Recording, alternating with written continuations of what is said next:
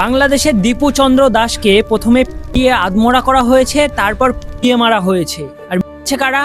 বাংলাদেশি মুসলমানরা। দীপু চন্দ্র দাসের অপরাধ ছিল সে নাকি মুসলমানদের কোনো এক নবীজিকে নিয়ে কটূক্তি করেছে।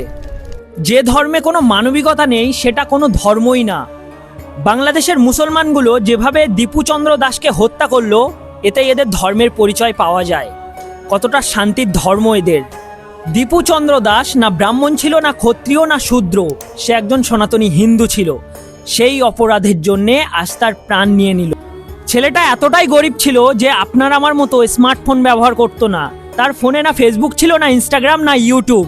তবুও তাকে মিথ্যা অভিযোগে হত্যা করা হলো। একটা অসহায় গরিব ছেলেকে প্রথমে পিটিয়ে তারপর আগুন দিয়ে হত্যা করেছিস, এতে কি ইসলাম মহান হয়ে গেছে?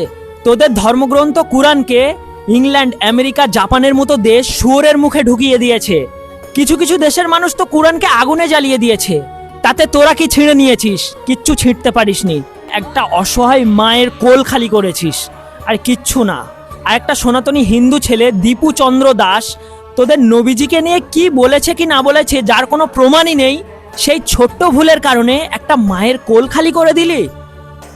এই তোদের ধর্মের মানবতা? এটাই কি তোদের ধর্মের শিক্ষা? যে অপরাধ তোরা করেছিস সেই অপরাধের কোনো ক্ষমা নেই।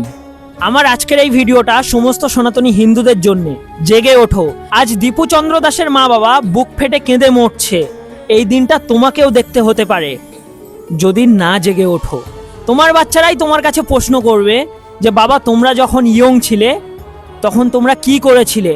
তোমরা আমাদের জন্য কিছু করোনি কেন? এই ঘটনার পরেও যদি সনাতনী হিন্দুরা না জেগে ওঠে, তাহলে আর বেশি দিন বাকি নেই।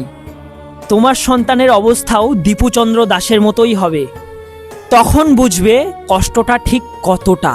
বাংলাদেশের মুসলিমদের উদ্দেশ্যে লাস্ট দুটো কথা। তোদের আব্বা পাকিস্তানের কাছে কিছু তো ক্ষমতা আছে যুদ্ধ করার জন্যে, কিন্তু তোদের তো তাও নেই।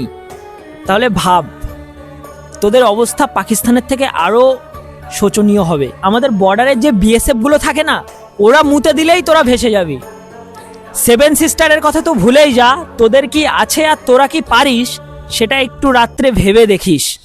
আজকের ভিডিওটা এখানেই শেষ। উড়ছে লুঙ্গি, লাগছে বেশ, বাল ছিঁড়বে বাংলাদেশ।